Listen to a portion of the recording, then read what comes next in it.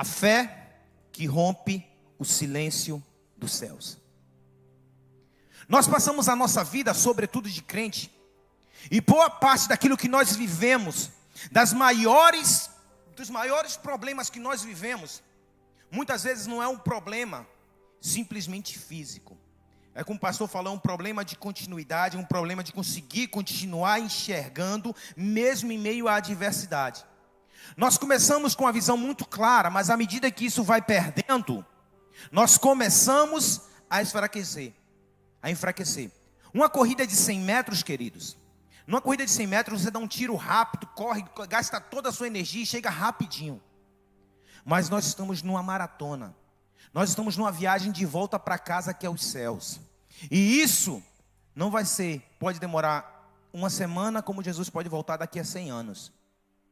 Então você entra na nossa caminhada cristã e você começa com muita fé. Mas todos passamos por momentos, Daniela, que parece que os céus estão de bronze, que não há nuvens no céu, que Deus não fala, Deus não responde. Você ora, você jejua, você busca, você pergunta, você ora, e quando você abre os olhos, a situação pela qual você orou parece que está pior agora depois que você orou que antes. Quem já passou por isso diz amém. Misericórdia, Senhor. Então assim, meu querido, muitas vezes nós passamos e oramos e buscamos e perguntamos: Deus, por que eu não ouço a sua voz? Deus, mas o Senhor mandou, eu tenho certeza absoluta que isso foi o teu Espírito que falou. Mas a minha situação hoje está pior do que ontem, e eu estou orando, e eu não ouço Deus, e parece que o céu está de bronze, e Deus não responde, e não é por falta de oração, e não é por falta de busca da palavra. E eu digo mais, em muitos momentos não é nem por falta de fé, mas os céus parece que estão em silêncio. Está em silêncio. Mas hoje é dia do céu falar com você. Deus vai responder a você no dia de hoje. Deus vai me responder no dia de hoje. E a palavra vai dizer o seguinte: quando você ouvir a voz do Espírito, não endureça o seu coração. Então, porventura, o que Deus falar com você hoje, que você possa entender: Deus está me falando, está me sacudindo para que eu saia do lugar em que eu me encontro, porque os céus hoje falará com você, no nome de Jesus. Eu queria que nós abríssemos nossa Bíblia no livro de Mateus, no capítulo 15, a partir do versículo 21. Já está aqui? Eu vou ler aqui. Partindo Jesus dali, retirou-se para os lados de Tiro e Sidom. Eis que uma mulher cananeia que viera daquelas regiões clamava: Senhor, filho de Davi, tem compaixão de mim. Minha filha está horrivelmente endemoniada. Ele, porém, não lhe respondeu palavra.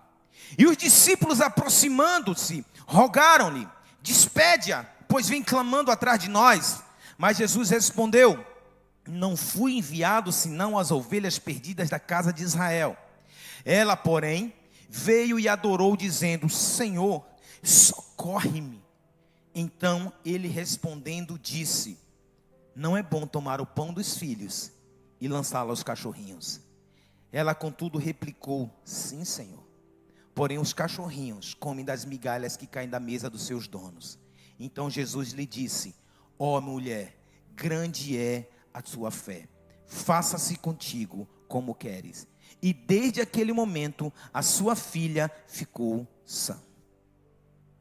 Eu queria chamar a atenção para algumas coisas nessa palavra, antes de nós começarmos 3 tópicos que eu vou falar com você muito rapidamente sobre aquilo que Deus quer falar com você acerca de uma fé que é capaz de romper o silêncio dos céus. É essa fé que nós vamos ativar hoje aqui nesta tarde. E sairemos todos, diga assim: eu sairei daqui com a minha fé ativada e os céus falando comigo.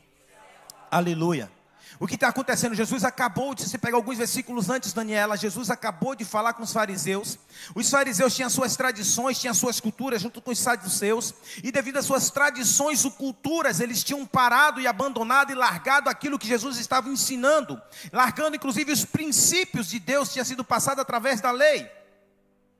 E aí Jesus sai do domínio de Israel e vai até Tiro e Sidom, na região hoje conhecida como Líbano. Sai dos domínios de Israel. São poucas vezes que Jesus fez isso. Eu vou mostrar para você durante o seu ministério de 3 anos e meio. E ele sai dali do domínio de Israel e vai para Tiro e Sidom. E ele chega lá. A Bíblia vai dizer no texto paralelo, que é no livro de Marcos, no capítulo 7, Ele vai narrar a mesma história, só que sobre a ótica de Marcos. Ele vai dizer o seguinte, que Jesus saiu porque ele não queria falar com ninguém. Jesus não queria ser encontrado. Ele falou para os discípulos: eu não quero falar com ninguém, eu quero entrar. Só que a Bíblia vai dizer assim, só que ele não pôde, porque essa mulher veio gritando atrás dele.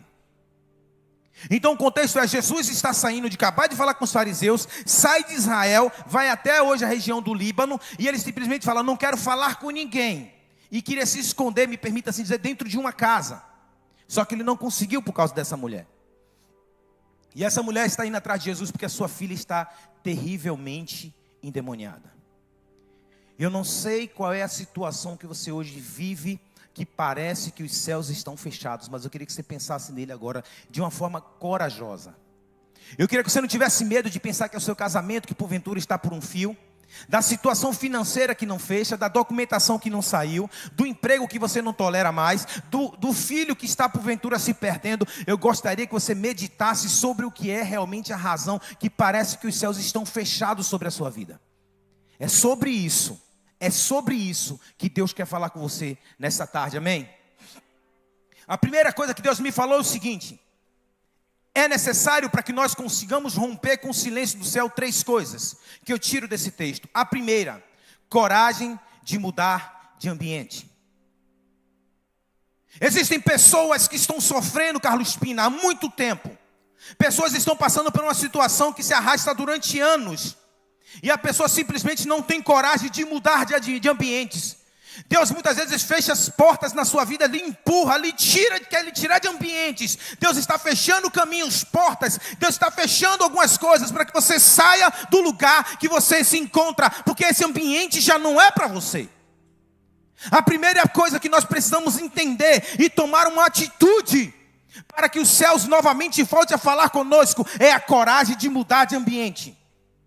E muitos de nós crentes ficamos presos no primeiro desses passos. Porque, meu querido, a Bíblia ela é cheia de histórias, de momentos que Deus manda homens e mulheres de Deus sair de um lugar para o outro. Poderíamos começar falando de Abraão. Deus falou: sai da sua terra, da sua parentela, para uma terra que eu te mostrarei. Sai daí. Deus mandou sair. Nós podemos falar de Moisés. Moisés estava no Egito, depois ele foi para Midian. De Midian Deus manda ele voltar para o Egito.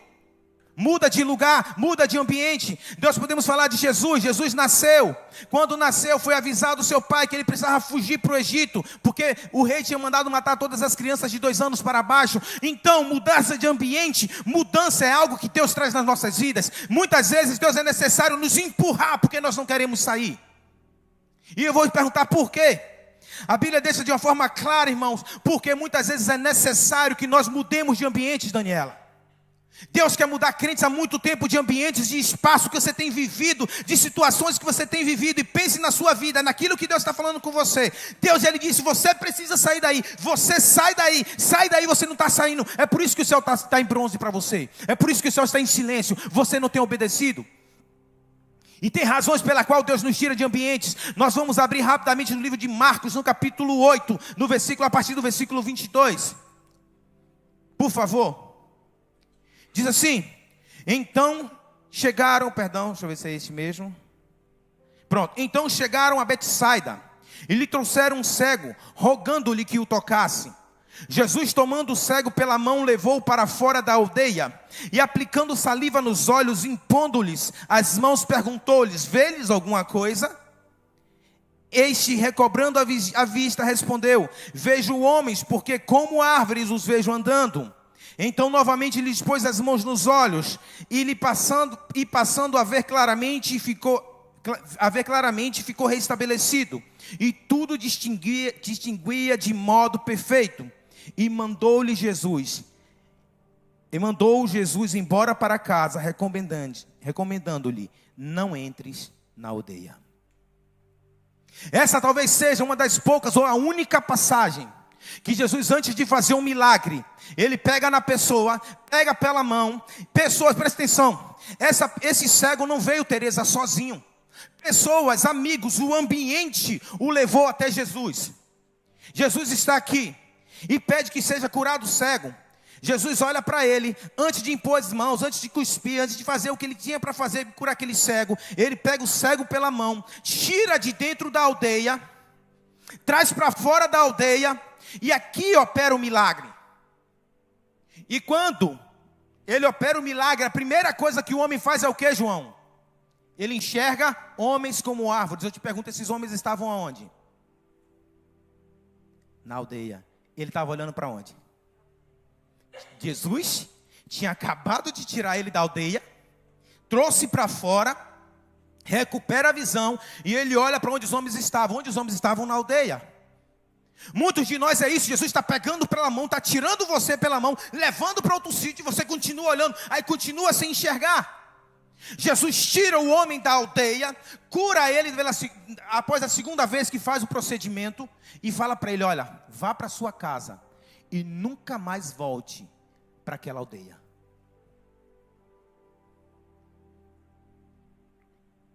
Queridos, Deus está pegando muitas pessoas hoje pela mão, está estendendo a mão. Eu quero tirar você da aldeia que você está. Você está numa aldeia que está limitando a sua visão. Você está vivendo uma realidade de aldeia que está matando o seu ministério, matando o seu casamento, matando o seu relacionamento, matando os seus sonhos. E Deus está te pegando pela mão hoje e dizendo: é tempo de você sair da aldeia. E por que será que Jesus queria que aquele povo mirialdo saísse da aldeia? Está escrito especificamente no livro de Mateus 11, a partir do versículo 20. Mateus 11, a partir do versículo 20. Diz assim: passou então Jesus a increpar as cidades nas quais ele operara numerosos milagres, pelo fato de não terem se arrependido.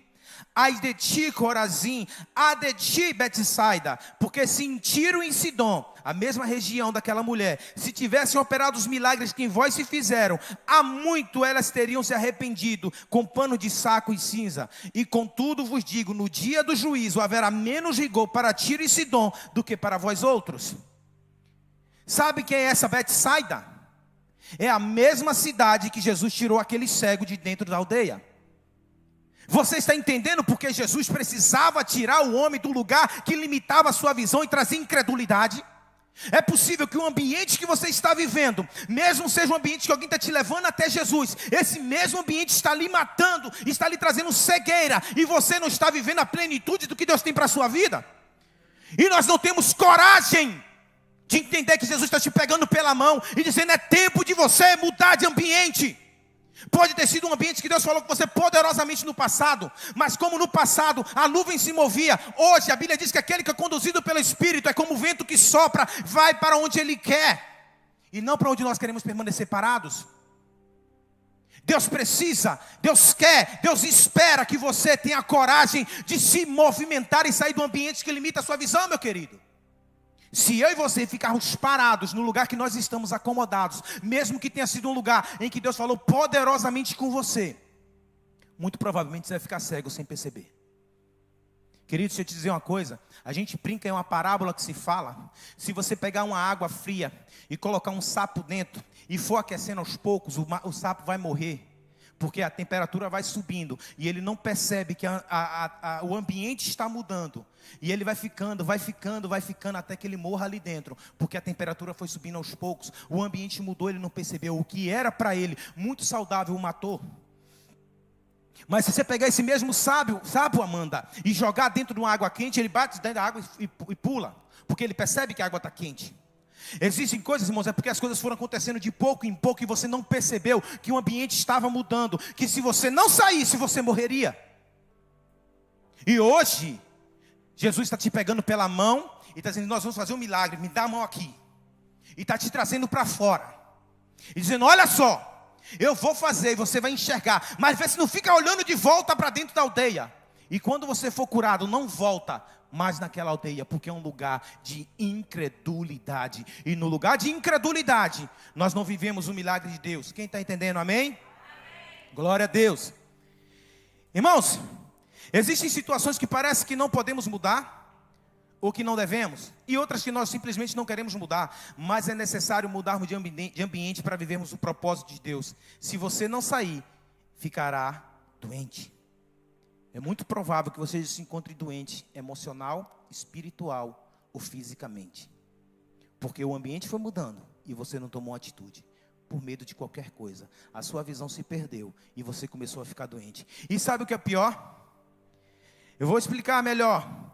Irmãos, preste atenção nisso, que é o que acontece conosco. Aí nós vamos entender porque nós ficamos, Fernanda, no ambiente e não mudamos. Fernanda, coisa muito sutil. Perdão, Daniela, coisa muito sutil. Vou explicar. Onde era a obra? Pense a situação, não é com você, em nome de Jesus, nem vai acontecer nunca. Mas pense a situação. Alguém tem uma filha horrivelmente, terrivelmente endemoniada. Quem já passou por processos espirituais de libertação, já viu como é que uma pessoa está terrivelmente, que a pessoa parece uma cobra, a pessoa sobe na parede, é uma coisa terrível. Não sei quem já teve experiência de participar de libertação e perceber quando a coisa está pegando mesmo, como é que a coisa é. Não é uma coisinha da pessoa botar a mão para trás e começar a revirar os olhos, não, irmãos. Quando a pessoa está terrivelmente endemoniada, a Bíblia narra da história de um homem que estava entre os sepulcros, andava nu e que a corrente não podia prender. Todos lembram dessa passagem do Gadareno? Isso é alguém terrivelmente doente. Agora, Fernanda, enquanto mãe, se uma pessoa tem um filho nesse estado, qual é a primeira atitude de uma mãe? Me diz. Provavelmente, ficar perto para cuidar. É você tentar cuidar daquilo que parece que você vai ter alguma força, porque a pessoa pode se suicidar, pode se lançar de um precipício, a pessoa pode se cortar, a pessoa pode fazer muitas coisas, e no final, a Bíblia diz assim, que aquela filha dela, se você pegar o livro de Marcos, que é Marcos 7, vai dizer, era filhinha. Alguns teólogos vão dizer, porque provavelmente ela ainda era criança ou pré-adolescente. Não está falando de uma pessoa adulta.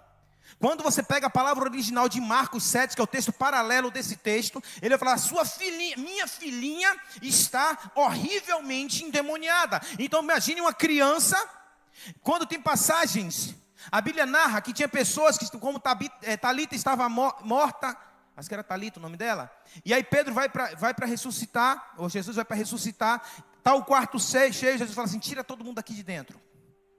E faz um milagre, só ele e os discípulos mais próximos. Mas nessa passagem não narra que ficou ninguém junto com a menina endemoniada. A Bíblia não diz que não tinha ninguém, mas também não diz se tinha alguém. Eu me permita pensar, não tinha ninguém na cena e a mãe teve que optar entre deixar a menina endemoniada, terrivelmente endemoniada sozinha, e ir atrás de Jesus, ou permanecer dentro daquele ambiente de morte que estava sendo gerado para ela. Então, queridos, a situação não é fácil. Não estamos falando de uma coisa simples, de você simplesmente saiu, não. Você precisa tomar atitudes difíceis para encontrar a saída do que você está vivendo. Não é algo simples, porque para essa mãe não foi simples. Ela precisou deixar uma criança sozinha, endemoniada, para encontrar com Jesus e encontrar a verdadeira solução da sua vida. É por isso que muitas vezes nós estamos presos, porque a decisão não é fácil de nós abandonarmos aquilo que estamos vivendo, aquele ambiente. Mas lembre-se, por mais que parecesse que era o correto ela permanecer ali, se ela não saísse daquele ambiente, mais cedo ou mais tarde ela ia desfalecer. E o futuro da sua filha seria determinado pelo próprio diabo. Deixa eu te dizer uma coisa dura. Se você não tomar coragem hoje de sair disso que está te matando, que você está quase sem forças, você vai entregar o futuro dos seus filhos, das suas gerações, na própria mão do diabo, porque você não tomou coragem de mudar isto. A gente precisa entender que as nossas atitudes refletem na nossa vida, mas logo em seguida na vida dos nossos filhos. Se você não se posicionar e eu nos posicionarmos, meu querido, daqui a pouco, essa situação vai estar destruindo a nossa vida. E o pior, você pode estar enxergando a destruição da vida dos seus filhos por uma falta de posição minha e sua. Por isso, a primeira coisa, para uma fé que rompe o silêncio do céu, é nos posicionar. João, primeira coisa, para nós sairmos de um céu que não responde, é nós nos posicionarmos. É nós sairmos do ambiente que está nos matando. Porque se você não sair e ir atrás de Jesus, você vai cansar e isso vai te matar. Você vai ficar como sapo, não vai ter coragem, não vai ter ânimo, não vai perceber a mudança no ambiente e vai morrer ali dentro. Porque você não tomou atitude. Então, o primeiro passo, você precisa sair do ambiente que está limitando a sua visão, que está lhe matando. A mulher saiu daquele ambiente e foi atrás de Jesus. E aí nós chegamos no segundo ponto, sabe por quê? Muitas vezes, irmãos, nós temos até coragem, Daniela, de tomar uma atitude. E as pessoas que estão próximo da gente não vão entender. As pessoas que estão próximas a nós vão questionar. Porque, que atitude foi essa, Fernanda? Seu filho, qualquer que seja, o Everton, João, Renato. Mas, cara, você tomou atitude errada. Se você não tomar atitude e ir atrás de Jesus, onde Ele está, essa situação vai te cansar e você vai morrer agarrado com ela. E o pior, é possível que você ainda viva para viver a morte de quem está vindo depois de você. Porque pior do que morrer é você ver a morte dos seus, porque você não se posicionou. Então, meu querido, muitas vezes nós tomamos até o primeiro passo de sairmos do ambiente. Aí nós saímos do ambiente, tomamos aquela decisão difícil e imaginamos que vai ser o pó do pirlim-pim-pim, que nós vamos fazer assim, plufit, e tudo mudou. Só que o que acontece, Anne? A mulher tomou atitude e foi atrás de Jesus. Então, como diz no Brasil, seus problemas acabaram. Acabou não, querido. O que acontece é o seguinte: quando ela chega diante de Jesus, a mulher tinha mudado de ambiente e o seu problema nunca foi fé. Porque no texto original que nós lemos, Jesus disse assim: grande é a sua fé. Então o problema dessa mulher nunca foi fé. Então o seu problema pode não ser fé.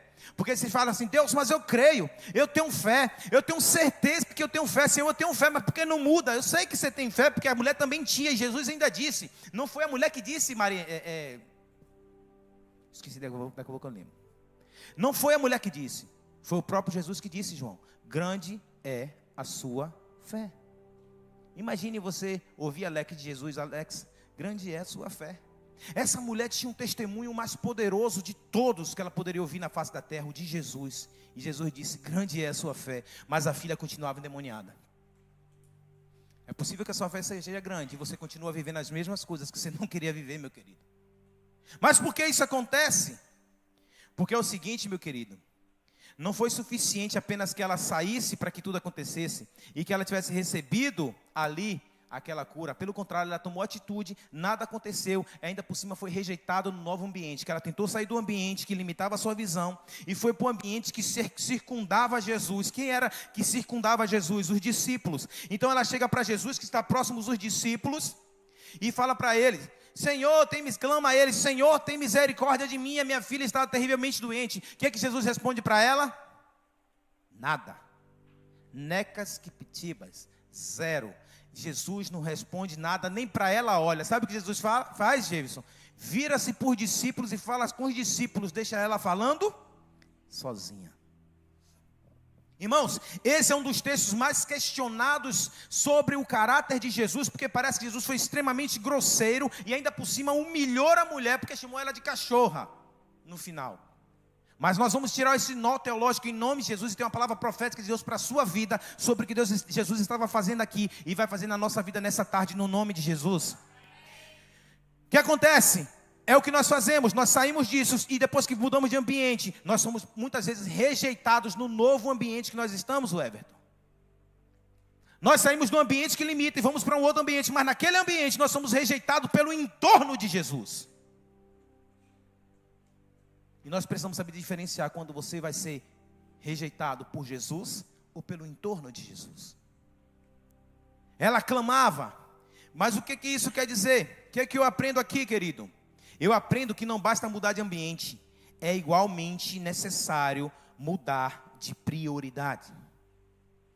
Por exemplo, no primeiro momento ela clamou: Filho de Davi, tem misericórdia de mim, a minha filha está terrivelmente endemoniada. No primeiro momento ela clamou a Jesus, porque a sua filha estava terrivelmente endemoniada.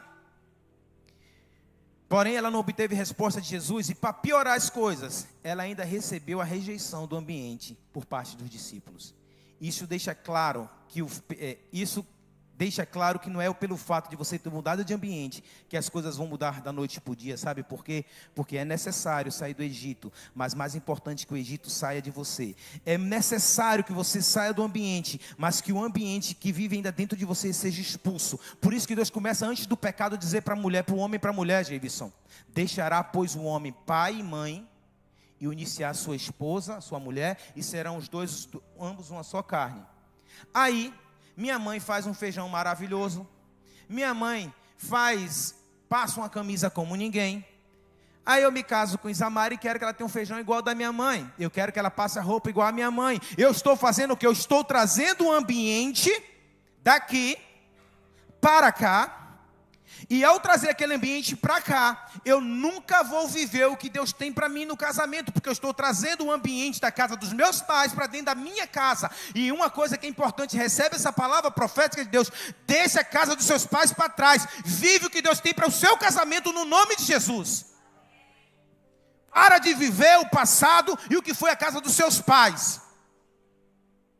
Como o pastor diz, se escolheu, cadê Jade? Está aqui não? Então está assistindo Jade. Se escolheu Jevison, agora chupa essa manga. Pastor Fernando, capítulo 2, versículo 3. Se você está agora, meu querido, já foi. João não tem mais jeito, Alex não tem mais jeito. Deixa para trás a casa de pai e mãe e vive o seu casamento. Deixa para trás aquele ambiente e leva somente a presença de Jesus para um novo ambiente. Vive somente a presença dele. E muitos casamentos estão naufragando porque estão vivendo ainda baseado em pai e mãe. É bênção pai e mãe, nós temos que honrá-los, mas o nosso casamento é para ser vivido na família. Quando casar, Mateus, seu pai é o cara, é a ideia. Mas você vai viver com a sua esposa. Bia, quando você casar, seu pai é o melhor do mundo, mas seu marido vai ser autoridade sobre a sua vida e você vai obedecê-lo. Porque, queridos, é necessário nós entendermos o que a Bíblia diz, ou então viveremos eternamente presos a coisas que estão matando as nossas vidas. E aí, meu querido, eu disse que é necessário mudar de prioridades. Isso deixa claro que não é pelo fato de ser mudado o ambiente vive dentro de nós. Quando tomamos a coragem de mudar, precisamos estar atentos aos sinais e palavras que recebemos, pois eles estão indicando uma nova postura, uma nova prioridade para nós. Olha o que o texto fala. Você vai e muda, e é rejeitado. O que ela fez, Jevison? Ela foi falar com Jesus e clamou. Jesus não falou nada com ela, e os discípulos ainda mandaram ela calar a boca. Ainda falou para Jesus, para dispensar aquela mulher. Ela foi rejeitada pelo entorno de Jesus. Um novo ambiente não aceitou ela. Só que aqui, irmãos, começa a ficar implícito o que eu te falei, que Jesus não estava humilhando a mulher, e muito menos chamando ela de cachorra. Fica implícito o que Jesus estava fazendo. Só que se nós não percebermos aquilo que a Bíblia chama de sinais, nós vamos ficar perdidos, Jevison. Quando você está vivendo alguma coisa, você pede para Deus te responder alguma coisa, Ele te dá sinais. Sinais, meu querido, são coisas, é algo bíblico, não é algo inventado. Deixa eu te dar um exemplo aqui. Moisés, quando está não precisa abrir, Êxodo 3, 11 e 12, diz assim: Deus dá um sinal de confirmação.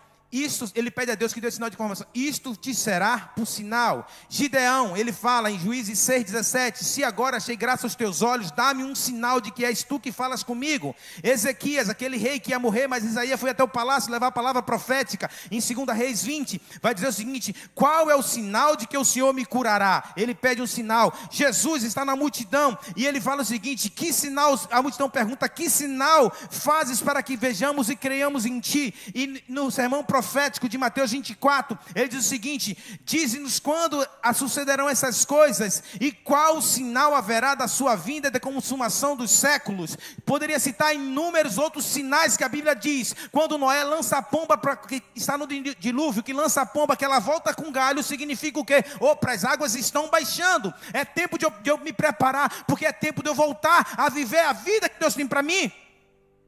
Existem sinais que Deus está lhe dando e você não está percebendo, porque são sinais sutis. E muitas vezes você quer que Deus apareça vestido de laranja, com a seta vermelha em cima dele, e diz assim: eu sou Deus, estou falando com você. E Ele está falando com você de formas que são sutis, e hoje está falando de forma direta. Ouve o que Deus está falando na sua vida em nome de Jesus. Tem sinais que Deus está lhe dando há muito tempo e você não percebeu. A mulher aqui, Jesus falou para ela, olha só o que tinha acontecido aqui, logo na passagem que eu te li. Ela disse o seguinte: Jesus voltou para os discípulos e falou, não foi para a mulher, Jevison. Eu não fui enviado senão as ovelhas perdidas de Israel. Olha que sinal maravilhoso. O crente que está doente não percebeu o sinal, Jevison.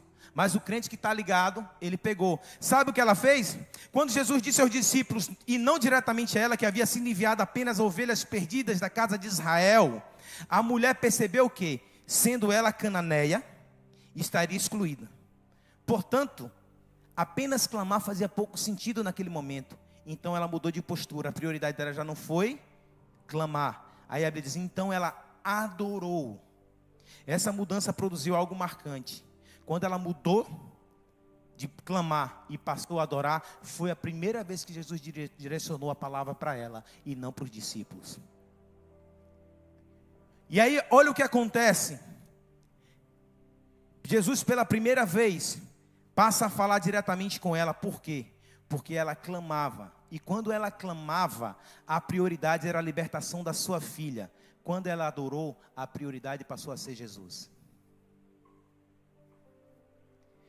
Muitas vezes nós não recebemos as bênçãos que nós pedimos, nós não recebemos aquilo que Deus tem, porque nós estamos clamando, pedindo coisas que são para nós. Aí Tiago vai dizer assim, vocês não recebem porque não pedem. Pedem e não recebem porque pedem esmaus para gastar naquilo que é vosso próprio. Então, quando ela está clamando, Renata, ela está pedindo algo para ela. Mas quando ela adora, e esse termo adorar é proskineu, é a mesma palavra que está lá quando Satanás fala para Jesus na tentação. Eu te darei tudo porque me foi dado, se você proskineu, se você me adorar, eu te dou tudo esses reinos porque a mim foi dado. Proskineu é a palavra mais profunda sobre adoração no Novo Testamento.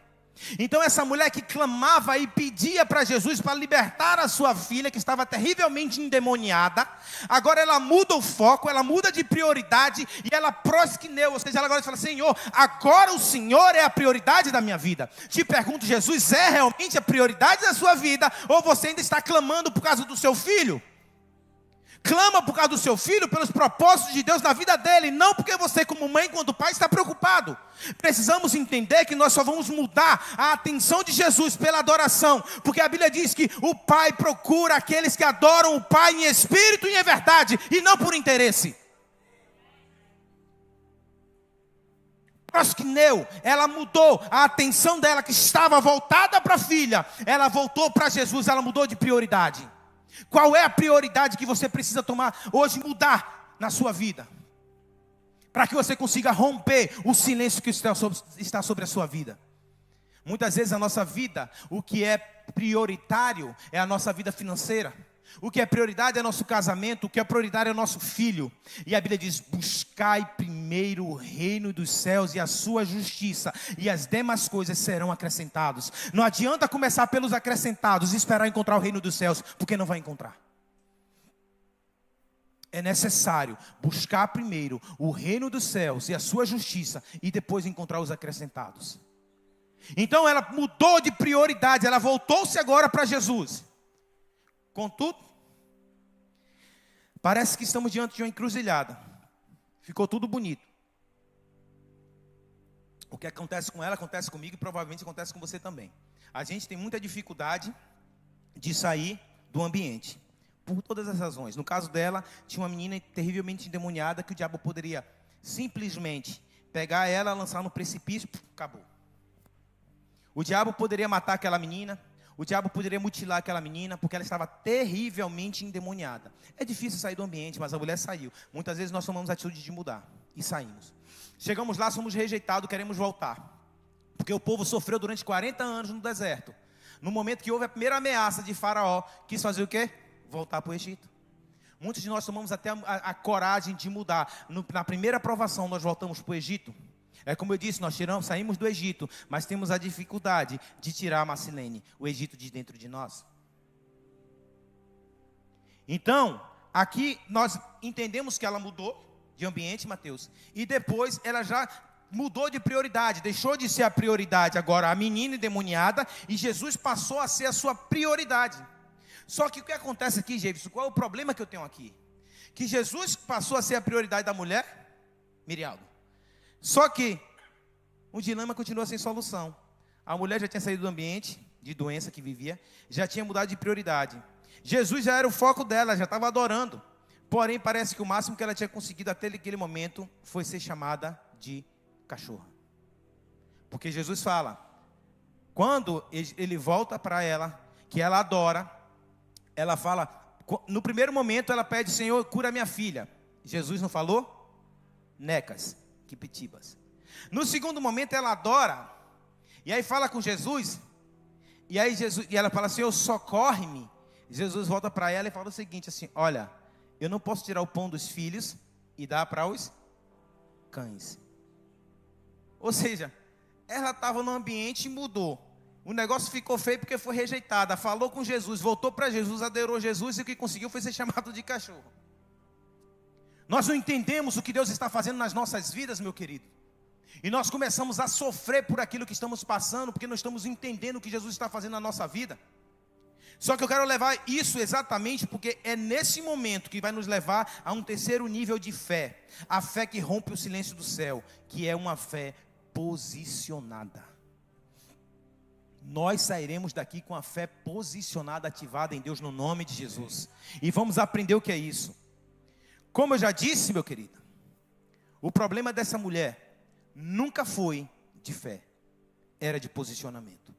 Muitos de nós temos passado por uma vida física, emocional e espiritual completamente difícil, não por falta de fé, mas porque não agimos de acordo com a fé que nós dizemos ter. Eu queria abrir o livro de Tiago, capítulo 2, versículo 26, que diz, Tiago 2, versículo 26, porque assim como o corpo sem espírito está morto, assim também a fé sem obras é, para parecer que vocês estão aqui, no 3, 1, 2, 3, tem um morto aí também.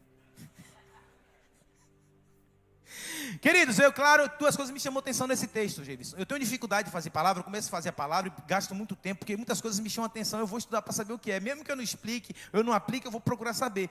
Primeira coisa que me chamou a atenção nesse texto foi, a Bíblia não diz a fé sem obra está morta. Ela fala o seguinte: um corpo sem espírito está morto, mas a fé sem obra é morta.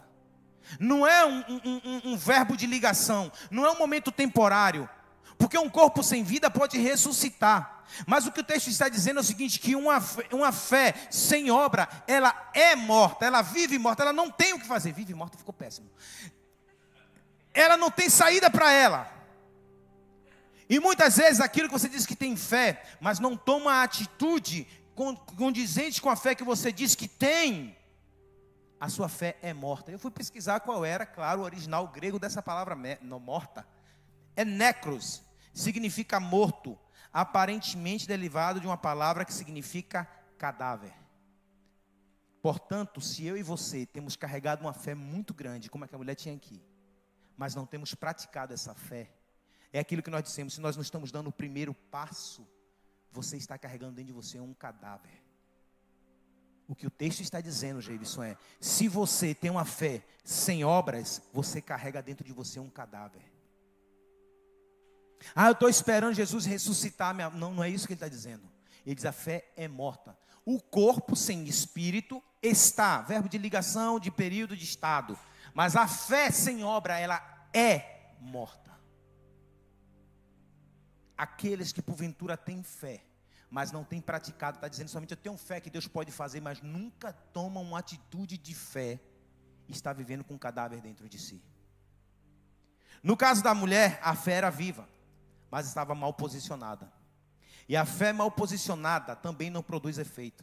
Deixa eu explicar. O texto que eu li, que nós lemos, inicia dizendo que essa mulher era cananeia, portanto ela não era judia. Presta atenção nisso. Eu demorei um tempão só para conseguir explicar isso aqui, que estava perguntando a Jesus e tentando explicar, tirar aquele nó. Presta atenção. O texto que nós lemos inicia dizendo que a mulher era cananeia, portanto ela não era judia, ela não era de Israel. E Jesus estava na região de Tiro e Sidom, que é hoje a região do Líbano, portanto fora de Israel. Presta atenção no que está acontecendo aqui.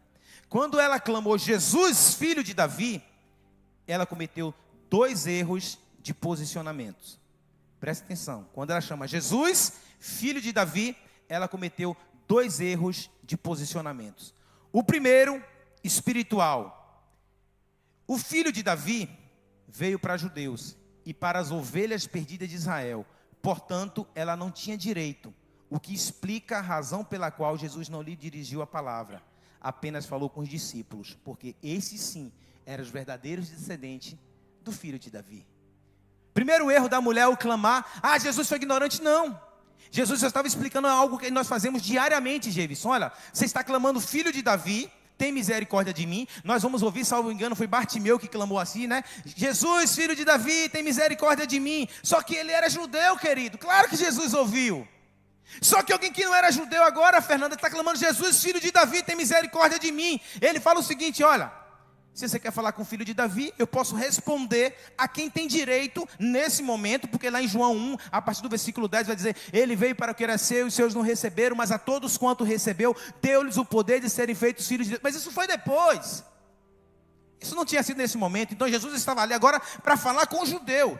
Então o primeiro erro espiritual, a Bíblia diz o seguinte: porque as armas da nossa milícia não são carnais, mas são espirituais em Deus, e poderosas para desfazer todo o sofisma e toda a fortaleza. Muitas vezes nós estamos lutando com coisa espiritual, com armas materiais, com armas carnais, com a força do nosso braço, com o dinheiro que nós temos. E muitas vezes nós estamos lutando coisas que são físicas com questões espirituais. Querido, não feche a conta. Tessalonicenses 5, 23 vai dizer o seguinte: que o Deus de paz vos santifique em tudo, corpo, alma e espírito. As coisas espirituais vão se resolver espiritualmente, querido. As coisas emocionais, emocionalmente. E as coisas físicas, fisicamente. Precisamos ter clareza com essas coisas. E a mulher cometeu um erro espiritual. Ela foi fazer menção do filho de Davi, João, sendo cananeia. Ela não tinha direito de fazer isso nesse momento. E aí você começa a entender: Jesus não foi grosseiro. Ele estava lhe dizendo: pega o sinal que eu estou lhe dizendo. Não venha por esse caminho que eu não posso te responder por aí. Mas eu vou te conduzir para onde você pode ativar a sua fé. E nesse lugar eu vou te responder. Era isso que ele estava fazendo, Jevison. Então o primeiro erro espiritual, filho de Davi, era para o judeu. Por isso explica o porquê Jesus se direciona para os discípulos, que são os verdadeiros descendentes de Davi, e não para ela. E ela cometeu um segundo erro, João. Um erro humano. E aqui está no começo do texto que nós lemos. A Bíblia diz que Jesus saiu de Israel e foi para Tiro e Sidom. Quando Jesus sai de Tiro e Sidom, ele sai de Israel. Portanto, sai da jurisdição do seu reinado humano.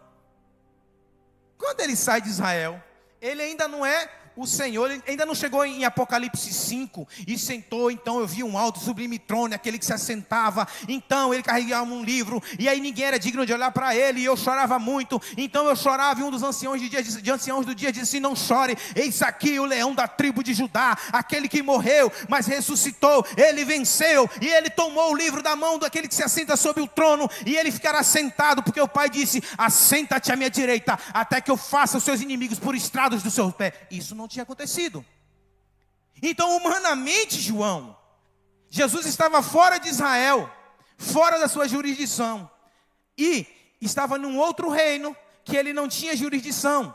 E ela não tinha direito, porque ela era cananeia falando com o judeu. Ela cometeu dois erros: um espiritual, porque se fez filha de Davi, clamou filho de Davi, que ela não tinha direito. E errou a segunda no erro de jurisdição físico, humano, porque clamou para um rei que estava fora da sua jurisdição. E fora da jurisdição você não pode fazer nada. E aí Jesus está dando para ela o quê? Sinais de como ativar uma fé posicionada. É possível que você tenha muita fé, está sofrendo durante muitos anos, porque sua fé está fora de lugar. E Jesus quer posicionar sua fé no dia de hoje, no nome de Jesus. E agora, naturalmente, isso explica parte do problema. Mas uma coisa ainda fica gritando na nossa alma: Jesus, de fato, inequivocamente, chamou aquela mulher de cachorra. Queridos, eu vou te explicar o que aconteceu e essa frase tão mal entendida. Eu pesquisei, João, sei lá, umas 20 ministrações de homens e mulheres de Deus. Todos eles, de uma forma mais constrangidas e outros não constrangidos, falavam: Jesus chamou a mulher de cachorra. E alguns ficavam constrangidos, porque parece que não bate muito com o perfil de Jesus chamar alguém de cachorro. Ficou pesada a cena. Não encontrei ninguém que desse uma visão diferente, Amanda. Mas eu senti, se fizer sentido para você no seu coração, você recebe essa palavra como revelação de Deus para a sua vida, o que Jesus realmente estava fazendo. Encaminhando para o final, querido, eu preciso falar algo de Deus para alguém aqui nessa tarde. Queridos, essa palavra é para ser específica para você, não é para ser por irmão do lado. Eu sei que essa palavra dura, ou fase difícil que você está passando, ela não é. Presta atenção que eu estou te falando, olha aqui para mim. Essa fase difícil que você está passando, não é para a sua vergonha. Assim como Jesus não estava querendo envergonhar a mulher cananeia, o que você tem vivido, que eu não sei o que é, não é para a sua vergonha. Porque fica parecendo que nós estamos sendo envergonhados, que Jesus tem prazer em nos fazer de incompetentes, de incapazes, de incrédulos. Parece que Jesus tem essa vontade de fazer conosco. Assim como parece que a mulher ser chamada de cachorra era uma humilhação, parece que o que você está vivendo também está sendo uma humilhação de Jesus na sua vida. Deixa eu lhe dizer pela palavra de Deus e pelo Espírito de Deus, você não está sendo humilhado por Jesus. Você hoje vai entender o sinal do que Ele está lhe dizendo, e você vai viver um ministério frutífero. Deus vai te levantar, como a Isamara falou, você vai reedificar a parte do muro que lhe cabe. Deus vai reestabelecer ministérios neste lugar. Deus vai trazer unção nova sobre a sua vida neste lugar, no poder do nome de Jesus. Porque entenderemos e posicionaremos a nossa fé segundo a vontade de Jesus. Diz o seguinte: essa palavra, fase difícil que você está passando, não é para a sua vergonha, é para que você viva o propósito de Deus na sua vida. Quando Jesus diz que não é bom tirar o pão dos filhos para dar aos cachorrinhos, Ele tá dando a deixa, aquele sinal que eu falei, que Jesus, que Deus, que a palavra se move por sinal. Ele está mostrando o posicionamento correto da mulher e de sua fé. Se, como filho de Davi, ele tinha vindo para os judeus, enquanto Senhor, e essa palavra Senhor é importante nós saibamos o que está escrito aqui, é a palavra original Kyrios. A Bíblia, rapidamente, ela tem 3 palavras que são muito importantes, que todo crente deveria saber. Há alguns anos atrás eu ministrei aqui sobre isso, que é Kyrios, exousia e dínamos. E dunamis, pronto. Kyrios, exousia e dunamis. Kyrios é Senhor soberano, aquele que é sobre todas as coisas. A Bíblia diz assim, porque ele estava escrito na sua coxa, Rei dos reis e Kyrios dos Kyrios, Senhor dos senhores, aquele que é soberano, aquele que tem todo o poder, aquele que é onipotente, é o supremo. Então, essa palavra Senhor, aqui é aquele que é soberano sobre todas as coisas. Exousia é autoridade. A Bíblia diz assim, eu vos dou autoridade sobre todo o poder do inimigo. Jesus falando, eu enquanto Kyrios, vos dou autoridade, exousia, sobre toda a dunamis do inimigo. Porque quem tem autoridade distribui a capacidade de fazer poder. Jesus nos deu capacidade de expulsar demônios, de curar enfermos, justamente porque Ele nos deu autoridade sobre o poder, sobre a dunamis do diabo. Então quando ela fala Senhor, ela fala Kyrios. Então deixa eu voltar para cá. No primeiro momento, como ele disse, ela fala filho de Davi. E o filho de Davi tinha vindo para os judeus. Porém quando ela fala Senhor, e ela falou Senhor, ajuda-me. A primeira fala, ela fala, Senhor, filho de Davi. Na segunda, ela fala, Senhor, ajuda-me. Ela começou a melhorar. Só que primeiro ela falou algo que era dos judeus, depois ela falou Senhor, num termo muito abrangente. Enquanto o Senhor, Ele tinha, Jesus, autoridade sobre todos aqueles que eram dele. Ou seja, Jesus estava dando para a mulher a dica de como ela se posicionar. Se no primeiro momento ela se posicionou errado, Débora, porque ela se colocou como judia, que ela não era filho de Davi. No segundo ela falou com Jesus, chamando de Senhor genericamente. Aí acontece uma coisa aqui que é fantástico nessa passagem. Quando Jesus fala assim, não é bom tirar o pão dos cachorrinhos para dar, o pão dos filhos para dar aos cachorrinhos. Aí eu vejo aquela mulher desesperada, olha para cá. Qual é a cena que eu tenho? Me permita, a Bíblia não diz isso, mas é como eu interpreto a Bíblia. Aquela mulher está desesperada, chorando como mulher, e com uma mãe que lembra que deixou a filha agora terrivelmente endemoniada e não sabe se voltar para casa ela está lá. É possível que alguém chegou aqui e está pensando quando chegar em casa, não sabe se a situação que deixou em casa ainda vai estar. E aquela mulher está diante de Jesus, ela toma uma palavra e ela pensa assim, acabou. Eu saí do ambiente, eu adorei Ele e não teve nada. Mas aí ela começa a perceber, Jesus fala assim, não é bom tirar o pão dos filhos para dar aos cachorrinhos. Naquela hora de desespero, acho que ela já estava desistindo, quando ela ouve essa palavra, a cena que me veio na cabeça, ela fez assim, ó. E levantou e falou assim, mas os cachorrinhos também comem das migalhas que caem das mesas dos seus donos, dos seus quírios. Sabe o que ela fez aqui, Jameson? No começo, ela chamava Jesus do filho de Davi, um senhor dos judeus. Depois ela chamou, Senhor me ajuda. Senhor genérico ele é. Mas depois ela falou assim: eu quero comer da migalha do meu dono. O Senhor é o meu dono. Sabe o que ela fez? Falou assim: se o diabo está atingindo lá em casa, está dentro do seu território, do seu reino, porque eu sou tua. Aí, meu irmão, se ela fosse brasileira, ela ouvia: agora o bicho vai pegar. Jesus falou: como é a história? Como é a história? Meu irmão, aí você vai para Marcos, nessa mesma passagem. Jesus disse o seguinte: vá em paz. Por causa dessa sua palavra, a menina foi liberta. Não foi porque ele falou, foi por causa dessa sua palavra. Irmãos, Jesus encaminhou aquela mulher chamando de cachorra, dizendo assim: olha, se eu fosse seu dono, a história era diferente. Jesus ainda é o dono da sua vida? Se ele é o seu dono, levanta hoje. Se ele é o seu dono, levanta hoje. Olha nos olhos deles assim: Senhor. Ele fala assim: Senhor, eu quero comer do pão, porque o Senhor é meu dono. Jesus não estava chamando aquela mulher de cachorra. Ele estava dizendo: só muda a sua perspectiva. Eu não sou seu dono porque sou filho de Davi. Eu não sou seu dono porque eu sou rei do universo. Eu sou seu dono porque você escolheu a mim. Eu te escolhi, eu te amo. Como você é minha. Quando você declarou que você é minha, a Bíblia diz: porque ele nos resgatou do império das trevas e nos fez assentar no Filho do reino do seu amor. Quando você declarar a sua fé posicionada, para de orações que são retóricas. Começamos a fazer palavras bonitas: excelso, poderoso, poderoso Deus, nós louvamos o teu nome, porque tu és tremendo, onipotente, onisciente, onipresente. Tu és aquele que em Gênesis, tu eras o Criador, porque em Êxodo, para de falar isso. Tem uma música que fala assim: eu quero intimidade, não quero formalidade. E naquela palavra ela falava assim: Senhor, ela limpa as lágrimas. Fala: mas o cachorro come das migalhas do seu Senhor. Deixa eu te dizer uma palavra que Jesus queria falar para você: faz ele ser novamente o Senhor da sua vida. Coloca ele de volta no centro da sua vida. Se você ainda precisa sair de algum ambiente, sai. Se você ainda precisa parar de clamar por um problema e colocar a adoração, Jesus no centro, coloca ele no centro. Mas se você já fez essas duas coisas, ainda te falta uma coisa: começa a usar a sua fé, proclamando que ele é o Senhor da sua vida. E aquele que é do Senhor, o diabo não toca. Ele nos fez assentar acima de principados e potestades, num lugar em que o diabo não tem acesso. Não quero dizer com isso que você não vai ficar doente. O que eu quero lhe dizer, meu querido, é que o lugar que você tem é um lugar de servo. Você é propriedade exclusiva de Jesus. Ele é seu Quírios. Limpa a lágrima. Você vai limpar a lágrima profeticamente hoje, olha.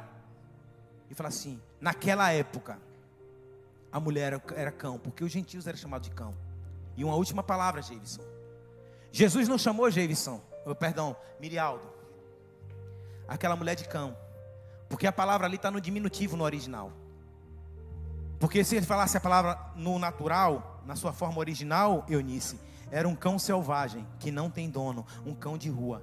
Mas ele usou uma palavra interessante. Eu acho que daí ele dá os estalos na mente da mulher do que eu chamei de sinal. Ele chama de cachorrinho. E cachorrinho era um cão que tinha dono. Ela entendeu, ele está dizendo que ele é o meu dono.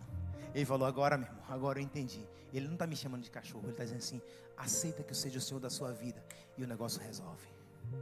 Jesus quer voltar a ser o Senhor da sua vida, não de palavra, querido. Jesus quer voltar a ser o Senhor da sua vida, não da boca para fora, mas que as suas atitudes comprovem, a sua fé seja baseada numa atitude de fé, de que realmente demonstre que Ele é Senhor da sua vida, e não apenas um Deus distante, não apenas o Deus dos judeus, não apenas o Senhor do universo que Ele é. Ele quer saber se hoje, se Ele é o seu Deus, se Ele encontra adoração na sua vida. Ele consegue encontrar adoração na sua vida? E aqui eu encerro dizendo o seguinte, outro ponto que eu encerro literalmente agora. Todas as vezes que Jesus saiu de Israel durante seu ministério, foram 3 vezes. 3 vezes ele saiu de Israel durante seu ministério. Ele realizou um milagre e depois gerou-se muitos frutos, muitos discípulos. Por que Jesus está permitindo essa vergonha na sua vida? Porque você tem um chamado para ser boca de Deus e contar o que Ele fez nessa área da sua vida para muitos outros, e ver a unção de Deus sobre a sua geração. Porque qual é, portanto, a fé que rompe o silêncio? É uma fé reposicionada. Uma fé que Jesus quer reposicionar na sua vida hoje, mais uma vez.